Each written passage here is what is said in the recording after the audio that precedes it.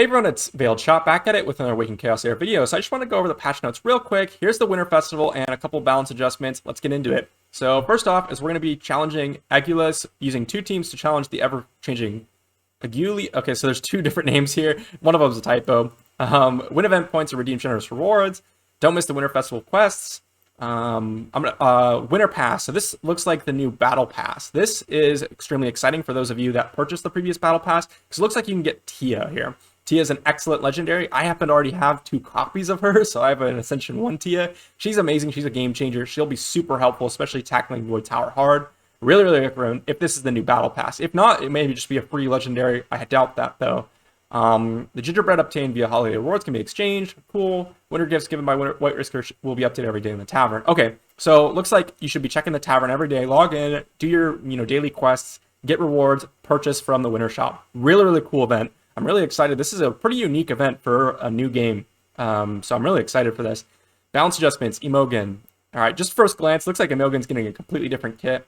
As it says, ability has been redesigned. So her the Moonlight passive applies 3 Moonlight at the beginning of the turn, grants this character unremovable defense pierce up upon receiving Moonlight. This is really awesome. Before it was 3 Moonlight if you're under 50% HP, which, you don't want your damage dealers under 50% HP, otherwise they're going to get one shot. So really cool change there. Giving her them defense pierce up, really cool too. Extra damage, really nice. Deals 100% damage to enemy and grants +1 Moonlight. +1 Moonlight and plus 30% damage per critical strike. Awesome. This looks like a new ability. Grants a bonus pincer attack alongside an ally in exchange for a Moonlight, which deals decreasing splash damage to other enemies equal to 30% of the initial attack. If the ally's attack is a critical hit, then expends 2 Moonlight to deal decreasing splash damage equal to 60% of the initial attack. This looks like a really cool ability. It looks like the Moonlight passive essentially is now a resource that is used instead of a stacking damage increase, which is really cool. I like that, concept. Let's go ahead and read the next ability. Applies 2 Moonlight to this character and removes 1 positive effect from all enemies. Deals 150% damage to all targets. Each successful removal applies +2 Moonlight. So an AoE strip plus 150% damage. This looks like a really good skill. Really good skill, actually. I'm excited to see what it's like in game. I do like the character redesign. She was a terrible light dark legendary. If you got Imogen, you were really disappointed, honestly. So I'm excited to see the changes. Hopefully they'll do something cool like that for Desmond, because Desmond's a pretty terrible legendary as well. So Brand Mountain Shield is now removed after the round is finished. This is actually really cool, especially I'm stuck on Void Tower hard stage 40. This will really help me actually clear 40 because the shield won't stick around for Nathalia to refresh her passive. Modified from gaining 4 stacks of death immunity to gaining 4 death immunity.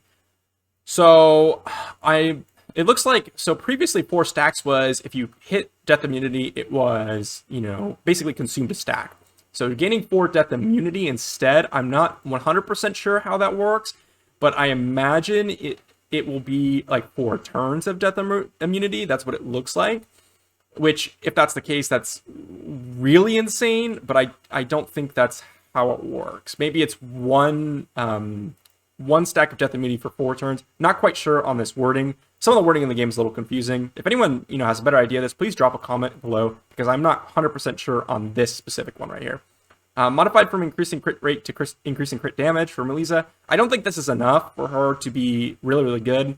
She was basically getting crit rate from her passive, but then decreasing. So you actually, if you built her with like 70% crit rate to take advantage of the passive, then you were losing essentially your 100% crit rate as the battle went on, which is really awkward. So at least that's a decent change. Wins a piece. Now refresh the ultimate ability on cooldown randomly. Okay, so this is a huge nerf to Wind Strikes on manual. So she's essentially like a pretty terrible guild boss character now. Before you could reset like Rickard's ult to do really good damage, but now if you wanted to do that, you're gonna have to restart the battle over and over until you get the right RNG.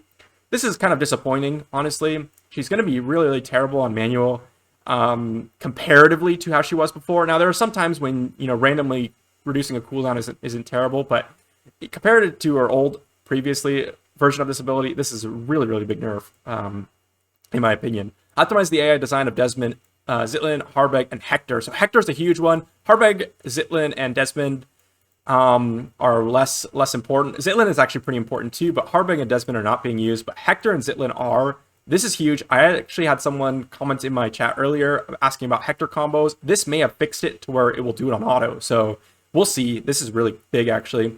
Queen of Tides, Blessing of the Empress, grants a random positive effect each turn to grants a random positive effect every 2 turns. So this just looks like a nerf to Queen of Tides. I think Queen of Tides needed a nerf. It was pretty difficult. And then other adjustments. Fix a summon creature was too large. So yeah, I think that was Hewlin's. It was too large to block the target selection. I'm not 100% sure, but I think that's what it was. The function of skip reanimation is added for normal summons. Okay, that's cool. I really like that. Modified Zealot's Covenants from 6 different items of plus 15 gear to 6 different items of different plus 12 gear. So this is a really nice change for any new players coming into the game.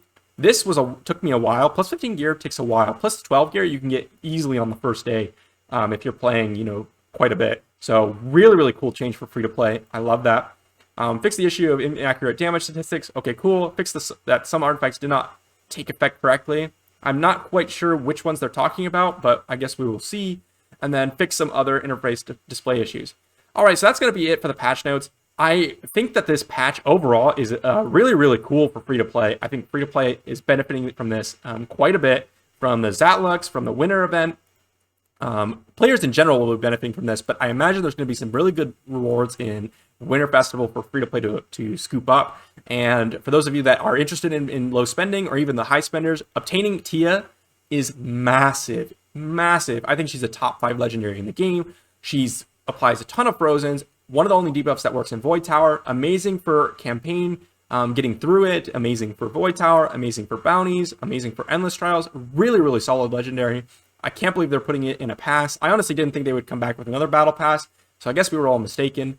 And Imogen changes are great. I'm a little disappointed with the Windstrex changes, but also excited for the AI changes. So overall, I think it's a great patch. I'm really excited to see what this winter event is all about, and that'll be it, and I'll see you for the next one.